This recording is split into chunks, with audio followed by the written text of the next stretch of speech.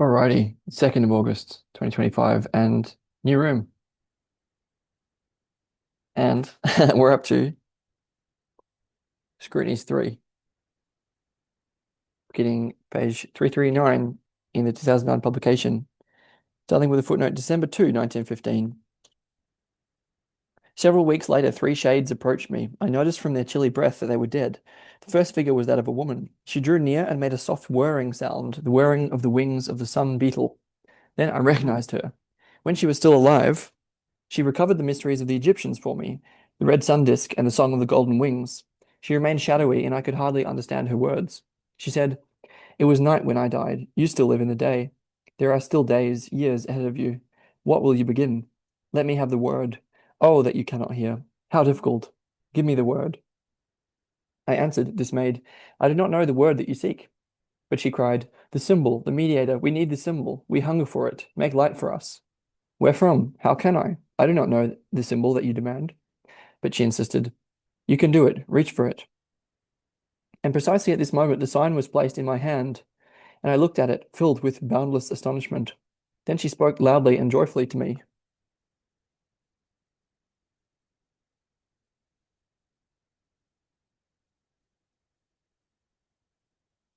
Quote, "That is it. That is HAP, HAP, in capitals, HAP.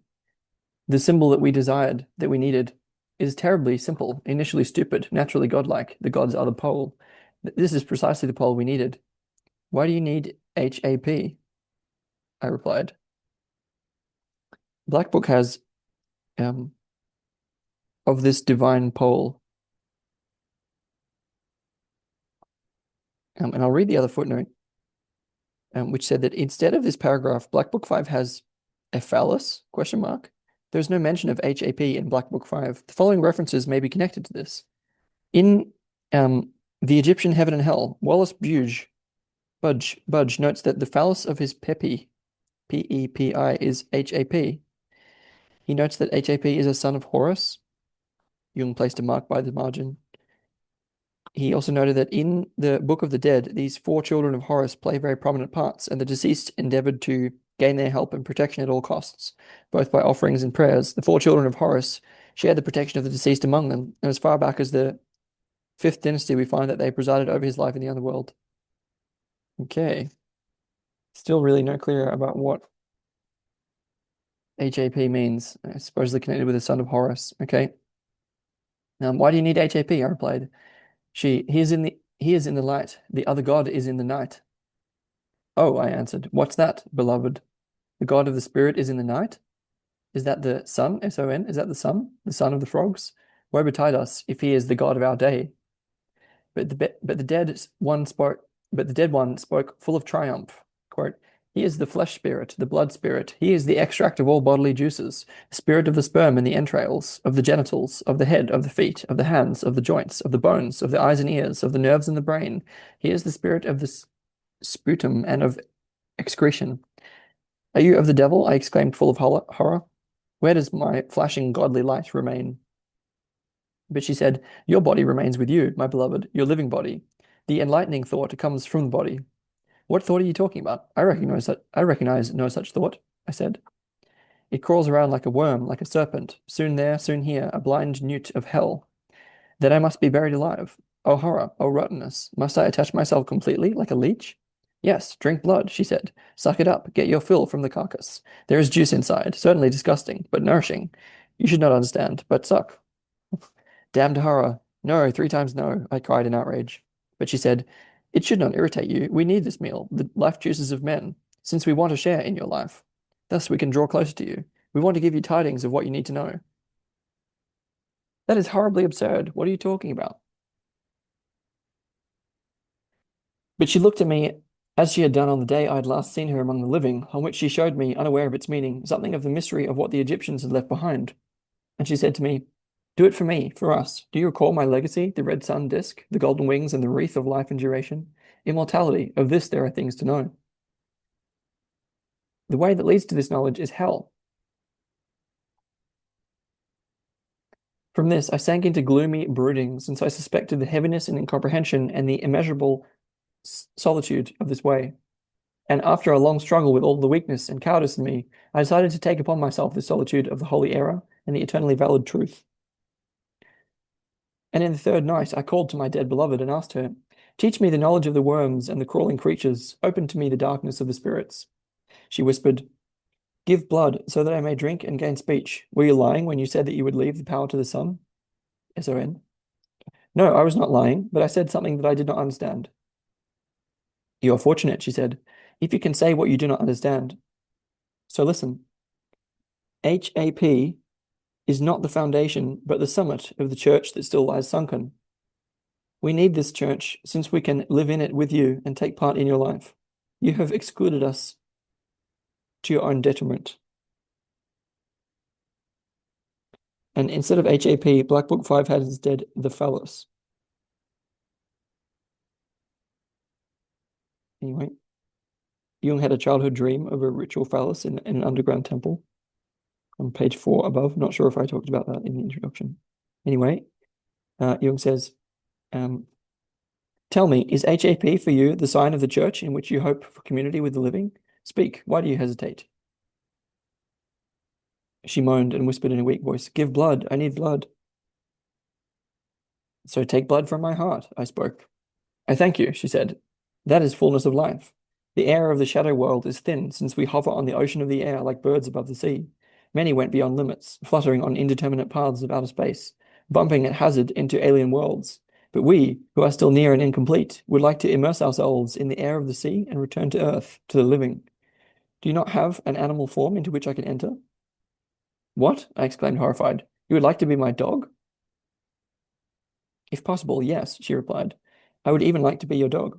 To me, you are of unspeakable worth, all my hope that still clings to Earth. I would still like to see completed what I left too soon. Give me blood, much blood. So drink, I said despairingly, drink, so that what should be will be. She whispered with a hesitant voice.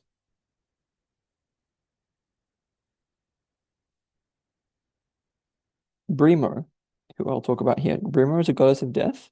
In 1912, Jung discussed the Hecate mysteries that flourished in Rome at the end of the 4th century. Hecate, the goddess of magic and spells, guarded the underworld and was seen as the sender of madness. She was identified with Brimo, a goddess of death. Okay, anyway.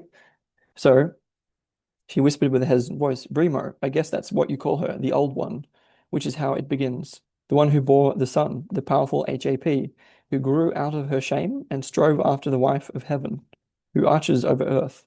For Brimo, above and below, envelops the sun, S-O-N.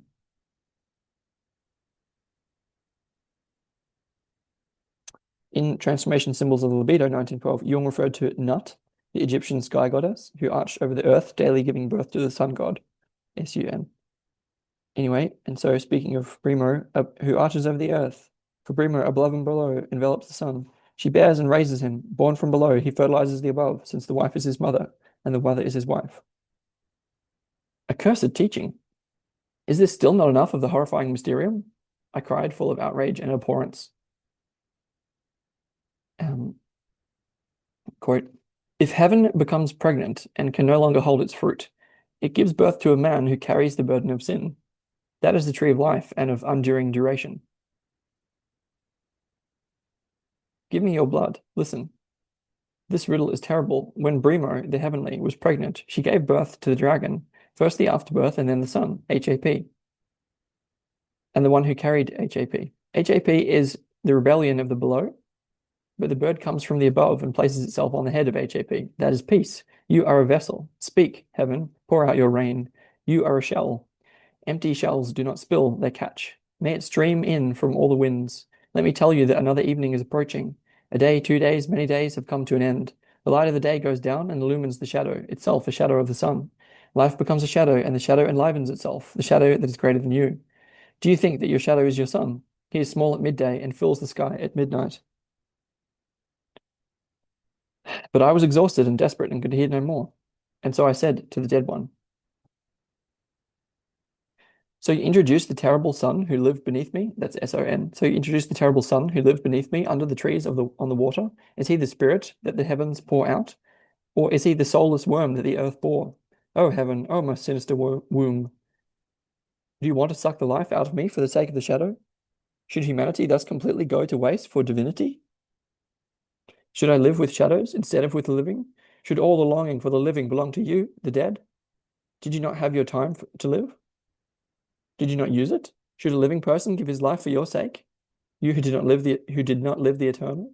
Speak, you mute shadows who stand at my door and demand my blood. The shadow of the dead one raised its voice and said, You see, or do you still not see, what the living do with your life? They fritter it away. But with me you live yourself, since I belong to you. I belong to your invisible following and community. Do you believe that the living see you? They see only your shadow, not you, you servant, you bearer, you vessel. How you hold forth. Sorry, that's him again. How you hold forth. Am I at your mercy? Should I no longer see the light of day? Should I become a shadow with a living body? You are formless and beyond grasp, and you emanate the coldness of the grave, a breath of emptiness. To let myself be buried alive, what are you thinking of? Too soon, it seems to me, I must die first. Do you have the honey that pleases my heart and the fire that warms my hands? What are you, you mournful shadows, you spectres of children? What do you want with my blood? Truly, you are even worse than men. Men give little, yet what do you give? Do you make the living? The warm beauty, or joy, perhaps? Or should all this go to your gloomy hell? What do you offer in return? Mysteries? Will the living live from these? I regard your mysteries as tricks if the living cannot live from them. But she interrupted me and cried, Impetuous one, stop! You take my breath away. We are shadows. Become a shadow, and you will grasp what we give. He, I do not want to die to descend into your darkness. But, she said, you need not die. You must only let yourself be buried. In the hope of resurrection? No joking now. But she spoke calmly. You suspect what will happen. Triple walls before you and invisibility. To hell with your longing and feeling. At least you do not love us. So we will cost you less dearly than the men who roll in your love and patience and have you make a fool of yourself. He, my dead one, I think you are speaking my language. She replied to me scornfully, Men love, and you? What an error. All this means is that you want to run away from yourself. What do you do to men? You tempt and coax them into megalomania, to which you fall victim. He, but it grieves me, pains me, howls at me. I feel a great longing, everything soft complains, and my heart yearns. But she was unsparing. Your heart belongs to us, she said. What do you want with men? Self-defense against men, so that you walk on your own 2 feet, not on human crutches. Men need the undemanding, but they are always wanting love to be able to run away from themselves. This ought to stop. Why do fools go out and preach the gospel to the Negroes and then ridicule it in their own country? Why do these hypocritical preachers speak of love, divine and human love, and use the same gospel to justify the right to wage war and commit murderous injustice? Above all, what do they teach others when they themselves stand up to their necks in the black mud of deception and self-deceit? Have they cleaned their own house? Have they recognized and driven out their own devil? Because they do none of this. They preach love to be able to run away from themselves and to do to others what they should do to themselves. But this greatly prized love given to one's own self burns like fire. These hypocrites and liars have noticed this, as have you, and prefer to love others. Is that love? It is false hypocrisy. It always begins in yourself and in all things, and above all with love. Do you believe that one who wounds himself unsparingly does the other a good deed with his love? No, of course you don't believe it. You even know that he only teaches the other how one must wound oneself, so that he can compel others to express sympathy. Therefore, you should be a shadow, since this is what men need. How can they get away from the hypocrisy and foolishness of your love if you cannot yourself? For everything begins with yourself. But your horse still cannot refrain from whinnying. Even worse, your virtue is a waggling dog, a growling dog, a licking dog, a barking dog, and you call that human love. But love is to bear and endure oneself. It begins with this. It is truly about you. You are not yet tempered. Other fires must yet come over you until you have accepted your solitude and learned to love. What do you ask about love? What is love? To live, above all, that is more than love. Is war love? You are bound to see what human love is still good for. A means like other means. Therefore, above all, solitude, until every softness toward yourself has been burnt out of you. You should learn to freeze. Black Book 5 continues from the dead one, which is she in this context. You should learn to freeze after the devil has preceded you. Now is not the time for love, but for deeds. I. Why do you mention deeds? Which deeds? The dead one. Your work. I. What do you mean, my work? My science? My book? The dead one. That is not your book. That is the book. That is not your book. That is the book. Science is what you do. Do it without hesitation. There is no way back, only forward. Your love belongs there. Ridiculous, your love. You must allow death to occur. I. Leave dead ones around me at least. The dead one. Enough dead. You are surrounded. I. I do not notice anything. The dead one. You ought to notice them. I. How? How can I? The dead one. Proceed. Everything will come toward you. Not today, but tomorrow. Okay. I see only graves before me, I answered. What cursed will is above me? She, the will of God, that is stronger than you, you slave, you vessel. You've fallen into the hands of the greater. He knows no pity. Your Christian shrouds have fallen, the veils that blinded your eyes. The God has become strong again. The yoke of men is lighter than the yoke of the God. Therefore, everyone seeks to yoke the other out of mercy. But he who does not fall into the hands of men falls into those of the God. May he be well, and may woe betide him. There is no escape. Is that freedom? I cried. She, the highest freedom. Only the God above you, through yourself. Comfort yourself with this and that as well as you can. The God bolts doors that you cannot open. Let your feelings whimper like puppies. The ears on high are deaf. But, I answered, is there no outrage for the sake of the human? Outrage. I laugh at your outrage. The God knows only power and creation. He commands and you act. Your anxieties are laughable. There is only one road, the military road of the Godhead. The dead one spoke these unsparing words to me.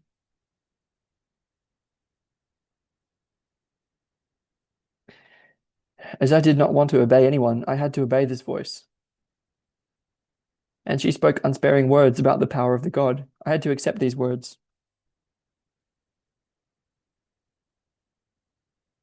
We have to greet a new light, a blood-red sun, a painful wonder.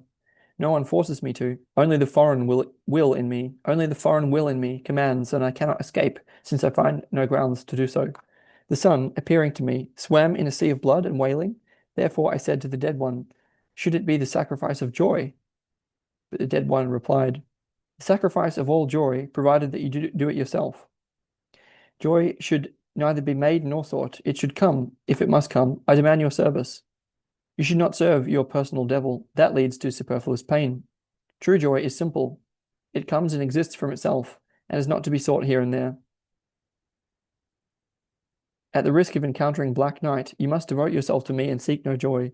Joy can never ever be prepared, but exists of its own accord or exists not at all. All you must do is fulfill your task, nothing else. Joy comes from fulfillment, but not from longing. I have the power, I command, you obey. I fear that you will destroy me. But she answered, I am life that destroys only the unfit. Therefore take care that you are no unapt tool. You want to rule yourself? You steer your ship onto the sand. Build your bridge, stone upon stone, but don't think of wanting to take the helm. You go astray if you want to escape my service. There is no salvation without me. Why are you dreaming and hesitating? You see, I answered, that I am blind and do not know where to begin. She, it always begins with the neighbor. Where is the church? Where is the community? This is pure madness, I cried out indignantly. Why do you speak of a church? Am I a prophet? How can I claim such for myself? I'm just a man who is not entitled to know any better than others. But she replied, I want the church. It is necessary for you and for others. Otherwise, what are you going to do with those whom I force to your feet? The beautiful and natural will nestle into the terrible and dark, and will show the way. The church is something natural. The holy ceremony must be dissolved and become spirit. The bridge should lead out beyond humanity. Inviolable, far of the air. There is a community of spirits founded on other signs with a solid meaning. There is a community of spirits founded on outer signs with a solid meaning. Outer signs. But she continued, he says, listen, I cried, that doesn't bear thinking about. It's incomprehensible. But she continued, community with the dead is what both you and the dead need. Do not commingle with any of the dead, but stand apart from them and give to each his due. The dead demand your expiatory prayers. And when she spoke these words, she raised her voice and evoked the dead in my name. You dead, I call you. You shades of the departed, who have cast off the torment of living, come here. My blood, the juice of life, will be your meal and your drink. Sustain yourself for me, so that life and speech will be yours. Come, you dark and restless ones, I will refresh you with my blood, the blood of a living one, so that you will gain speech and life, in me and through me. The God forces me to address this prayer to you, so that you come to life. Too long we have left you alone. Let us build the bond of community so that the living and the dead image will become one, and the past will live on in the present. Our desire pulls us to the living world, and we are lost in our desire. Come, drink the living blood. Drink your fill so that we will be saved from the inextinguishable and unrelenting power of vivid longing for visible, graspable, and present being. Drink from our blood the desire that begets evil, as quarrel, discord, ugliness, violent deed, and famishment. Take, eat, this is my body, that lives for you. Take, eat, drink, this is my blood, whose desire flows for you. Come, celebrate a last supper with me for your redemption and mine. For your redemption and mine. I need community with you, so that I fall prey neither to the community of the living nor to my desire and yours, whose envy is insatiable and therefore begets evil. Help me, so that I do not forget that my desire is a sacrificial fire for you. You are my community. I live what I can live for the living. But the excess of my longing belongs to you, you shades. We need to live with you. Be auspicious to us, and open our closed spirit so that we become blessed with the redeeming light. May it happen thus.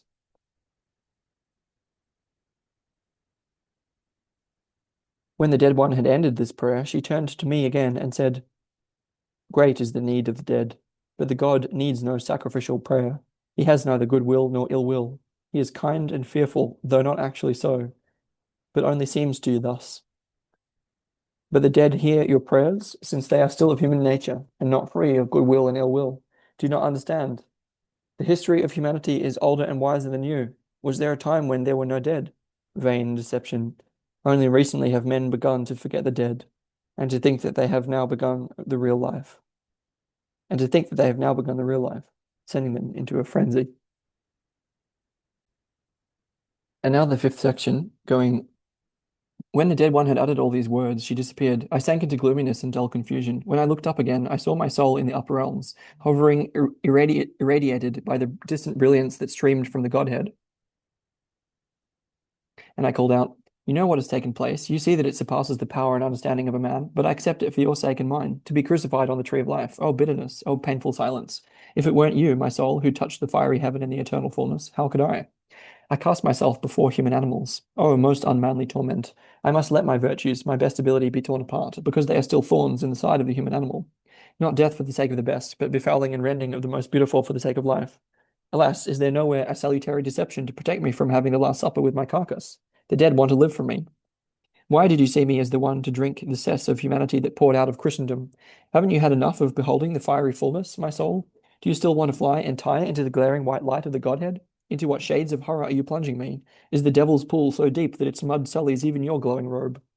Where do you get the right to do me such a foul deed? Let the beaker of disgusting filth pass from me. That's reference Matthew 26:39. But if this be not your will, then climb past fiery heaven and lodge your charges and topple the throne of God, the dreadful. Proclaim the right of men, the throne of God, the dreadful. Proclaim the right of men also before the gods, and take revenge on them for the infamous deed of humanity, since only gods are able to spur on the human worm to acts of colossal atrocity. Cf. Job 25:6. Let my fate suffice, and let men manage human destiny. Oh, my mother humanity, thrust the terrible worm of God, the strangler of men, from you. Do not venerate him for the sake of his terrible poison. A drop suffices. And what is a drop to him who at the same time is all emptiness and all fullness? As I proclaimed these words, I noticed that Philemon stood behind me and had given them to me. He came alongside me invisibly, and I felt the presence of the good and the beautiful. And he spoke to me with a soft, deep voice. Remove, O man, the divine too from your soul, as far as you can manage. What a devilish farce she carries on with you, as long as she still arrogates divine power over you. She is an unruly child and a bloodthirsty daemon at the same time, a tormentor of humans without equal, precisely because she has divinity. Why? Where from? Because you venerate her. The dead too want the same thing. Why don't they stay quiet? Because they have not crossed over to the other side. Why do they want sacrifice? So they can live. But why do they still want to live with men? Because they want to rule. They have not come to an end with their craving for power, since they died still lusting for power. A child, an old man, an evil woman, a spirit of the dead, and a devil are beings who need to be humored. Fear the soul, despise her, love her, just like the gods. May they be far from us. But above all, never lose them, because when lost, they are as malicious as the serpent, as bloodthirsty as the tiger that pounces on the unsuspecting from behind. A man who goes astray becomes an animal, a lost soul becomes a devil. Cling to the soul with love, fear, contempt, and hate, and don't let her out of your sight. She is a hellish divine treasure to be kept behind walls of iron and in the deepest vault. She always wants to get out and scatter glittering beauty. Beware, because you have already been betrayed. You'll never find a more disloyal, more cunning, and heinous woman than your soul. How should I praise the miracle of her beauty and perfection? Does she not stand in the brilliance of immortal youth? Is her love not intoxicating wine, and her wisdom the primordial cleverness of serpents? Shield men from her, and her from men. Listen to what she wails and sings in prison, but don't let her escape, as she will immediately turn whore. As her husband, you are blessed through her, and therefore cursed. She belongs to the daimonic race of the Tom Thumbs and giants, and is only distantly related to humankind. If you seek to grasp her in human terms, you'll be beside yourself. The excess of your rage, your doubt, and your love belong to her, but only the excess. If you give her this excess, humanity will be saved from the nightmare. For if you do not see your soul, you see her in fellow men, and this will drive you mad, since this devilish mystery and hellish spook can hardly be seen through. Look at man, the weak one in his wretchedness and torment, whom the gods have singled out as their quarry. Tear to pieces the bloody veil that the lost soul has woven around man, the cruel nets woven by the death-bringing, and take hold of the divine whore who still cannot recover from her fall from grace and craves filth and power in raving blindness. Lock her up like a lecherous bitch who would like to mingle her blood with every dirty cur. Capture her, may enough at last be enough. Let her for once taste your torment, so that she will get to feel man and his hammer, which he has wrestled from the gods. May man rule in the human world, may his laws be valid, but treat the souls, daemons, and gods in their way, offering what is demanded. But burden no man, demand and expect nothing from him, with what your devil souls and god souls lead you to believe, but endure and remain silent, and do piously what befits your kind. You should you should act not on the other, but on yourself, unless the other asks for your help or opinion. Do you understand what the other does? Never. How should you? Does the other understand what you do? Whence do you take the right to think about the other and act on him? You have neglected yourself, your garden is full of weeds, and you want to teach your neighbor about order and provide evidence for his shortcomings. Why should you keep silent about the others? Because there would be plenty to discuss concerning your own daemons. But if you act on and think about the other without him soliciting your opinion or advice, you do so because you cannot distinguish yourself from your soul. Therefore, you fall victim to her presumption and help her into whoring. Or do you believe that you must lend your human power to the soul or the gods, or even that it will be useful and pious work if you want to bring the gods to bear on others? Blinded one, that is Christian presumptuousness. The gods don't need your help, you laughable idolater, who seem to yourself like a god and want to form, improve, rebuke, educate, and create men. Are you perfect yourself? Therefore remain silent, mind your business, and behold your inadequacy every day. You are most in need of your own help. You should keep your opinions and good advice ready for yourself, and not run to others like a whore with understanding and a desire to help. You don't need to play God. What are daemons who don't act out of themselves? So let them go to work, but not through you, or else you yourself will become a daemon to others. Leave them to themselves and don't preempt them with awkward love, concern, care, advice, and other presumptions. Otherwise, you would be doing the work of the daemons. You yourself would become a daemon and therefore go into a frenzy. But the daemons are pleased at the raving of helpless men, advising and striving to help others. So stay quiet, fulfill the cursed work of redemption on yourself, for then the daemons must torment themselves, and in the same way all your fellow men, who do not distinguish themselves from their souls, and let themselves be mocked by daemons. Is it cruel to leave your blinded fellow human beings to their own devices? It would be cruel if you could open their eyes. But you could open their eyes only if they solicited your opinion and help. Yet if they do not need your help. If you force your help on them nonetheless, you become their daemon, increase their blindness, since you set a bad example. Draw the coat of patience and silence over your head, sit down, and leave the daemon to accomplish his work. If he brings something about, he will work wonders. Thus will you sit under fruit-bearing trees. Know that the daemons would like to inflame you to embrace their work, which is not yours. And, you fool, you believe that it is you and that it is your work. Why? Because you can't distinguish yourself from the soul. But you are distinct from her, and you should not pursue whoring with other souls as if you yourself were a soul, but instead you are a powerful man. but instead you are a powerless man who needs all his force for his own completion. Why do you look to the other? What you see in him lies neglected in yourself. You should be the guard before the prison of your soul. You are your soul's eunuch, who protects her from gods and men, or protects the gods and men from her. Power is given to the weak man, a poison that paralyzes even the gods, like a poison sting bestowed upon the little bee whose force is far inferior to yours. Your soul could seize this poison and thereby endanger even the gods. So put the soul under wraps. Distinguish yourself from her, since not only your fellow men, but also the gods must live. When Philemon had finished, I turned to my soul, who had come nearer from above during Philemon's speech, and spoke to her. Have you heard what Philemon has been saying? How does this tone strike you? Is his advice good? But she said, Do not mock, or else you strike yourself. Do not forget to love me. It is difficult for me to unite hate and love, I replied. I understand, she said. Yet you know that it is the same. Hate and love mean the same to me. Like all women of my kind, form matters less to me than that everything belongs to me or else to no one. I am also jealous of the hate you give others. I want everything, since I need everything for the great journey that I intend to begin after your disappearance. I must prepare in good time. Until then, I must make timely provision, and much is still lacking. And do you agree that I throw you into prison? I asked. Of course, she answered.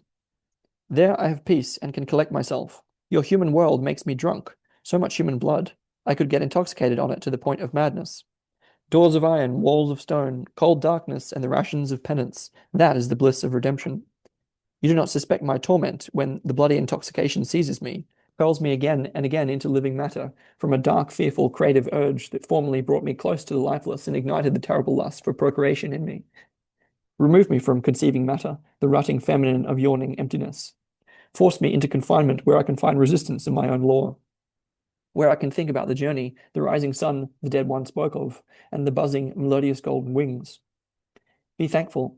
Don't you want to thank me? You are blinded. You deserve my highest thanks. Filled with delight at these words, I cried, How divinely beautiful you are! And at the same time, fury seized me.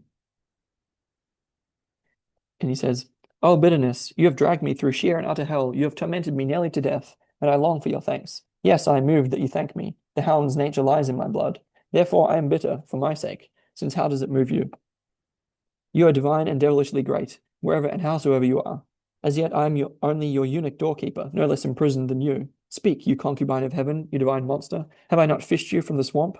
How do you like the black hole? Speak without blood. Sing from your own force. You have gorged yourself on men. Then my soul writhed, and like a downtrodden worm, turned and cried out, Pity, have compassion. Compassion? Have you ever had compassion for me? You brute, bestial tormentor. You've never gotten past compassionate moods. You lived on human food and drank my blood. Has it made you fat? Will you learn to revere the torment of the human animal? What would you souls and gods want without man? Why do you long for him? Speak, whore. She sobbed. My speech stops. I'm horrified at your accusation. Are you going to get serious? Are you going to have second thoughts? Are you going to learn modesty or perhaps even some other human virtue, you soulless soul being? Yes, you have no soul because you are the thing itself, you fiend. Would you like a human soul? Perhaps I should become your earthly soul so that you will have a soul. You see, I've gone to your school. I've learned how one behaves as a soul, perfectly ambiguous, mysteriously untruthful, and hypocritical.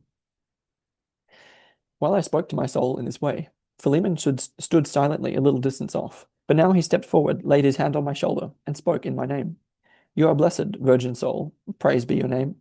You are blessed, virgin soul, praise be your name. You are the chosen one among women. You are the God-bearer. Praise be to you. Honor and fame be yours in eternity. You live in the golden temple. The peoples come from afar and praise you. We, your vassals, wait on your words. We drink red wine, dispensing a sacrificial drink in recollection of the meal of blood that you celebrated with us. We prepare a black chicken for a sacrificial meal in remembrance of the man who fed you. We invite our friends to the sacrificial meal, carrying wreaths of ivy and roses in remembrance of the farewell you took from your saddened vassals and maids.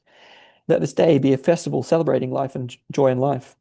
Let this day be a festival celebrating joy in life, the day upon which you, blessed one, commence the return journey from the land of men, where you have learned how to be a soul. You follow the Son, S-O-N, who ascended and passed over. You carry us up as your soul and set yourself before the Son of God, maintaining your immortal right as an ensouled being. We are joyful. Good things will follow you. We lend you strength. We are in the land of men and we are alive. After Philemon had ended, My soul looked saddened and pleased, and hesitated and yet hurried to prepare herself to leave us and to ascend again, happy at the regained freedom. But I suspected something secret in her, something that she sought to hide from me.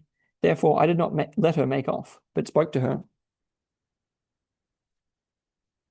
What holds you back? What are you hiding? Probably a golden vessel, a jewel that you have stolen from men. Isn't that a gem, a piece of gold shining through your robe? What is the beautiful thing that you robbed when you drank the blood of men and ate their sacred flesh? Speak the truth, for I see the lie on your face. I haven't taken anything, she answered, annoyed. You are lying. You want to cast suspicion on me, where you are lacking. Those times when you could rob men unpunished are over. Surrender everything that is his sacred inheritance and that you have rapaciously claimed. You have stolen from the vassal and the beggar. God is rich and powerful. You can steal from him. His kingdom knows no love. Shameful liar, when will you finally stop plaguing and robbing your humanity? But she looked at me as innocently as a dove and said gently, quote, I do not suspect you. I wish you well. I respect your right. I acknowledge your humanity. I do not take anything away from you. I do not withhold anything from you. You possess everything. I, nothing. Yet, I exclaimed, you lie insufferably. You possess not only that marvelous thing that belongs to me, but you also have access to the gods and eternal fullness. Therefore, surrender what you have stolen, liar. Now she was vexed and replied, How can you? I no longer recognize you. You are crazy, even more. You are laughable, a childish ape who extends his paw toward everything that glitters. But I will not allow what is mine to be taken from me. Then I cried enraged, You're lying, you're lying. I saw the gold. I saw the sparkling light of the jewel. I know it belongs to me. You ought not take that away from me. Give it back. Then she broke out in defiant tears and said, I don't want to part with it. It's too precious to me. Do you want to rob me of the last ornament? Embellish yourself with the gold of the gods, but not with the meager treasures of earthbound human beings. May you taste heavenly poverty after you have preached earthly poverty and necessity to your humankind, like a true and proper cleric full of lies who fills his belly and purse and preaches poverty. You torment me awfully, she wailed. Leave me just this one thing. You men still have enough. I cannot be without this very one, this incomparable one, for whose sake even the gods envy men. I will not be unjust, I replied, but give me what belongs to me and beg for what you need from it. What is it? Speak. Alas, that I can neither keep it nor conceal it. It is love, warm human love, blood, warm red blood, the holy source of life, the unification of everything separated and longed for. So, I said, it is love that you claim as a natural right and property, although you still ought to beg for it.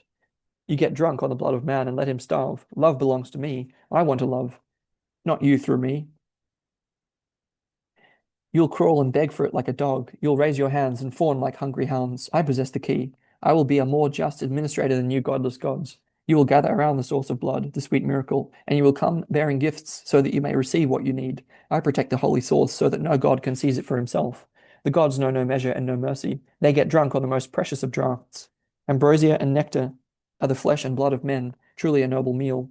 They waste the drink in drunkenness, the goods of the poor, since they have neither God nor soul presiding over them as their judges. Presumptuousness and excessiveness, severity and callousness are your essence. Greed for the sake of greed, power for the sake of power, pleasure for the sake of pleasure, immoderation and insatiableness. This is how one recognizes you, you daemons.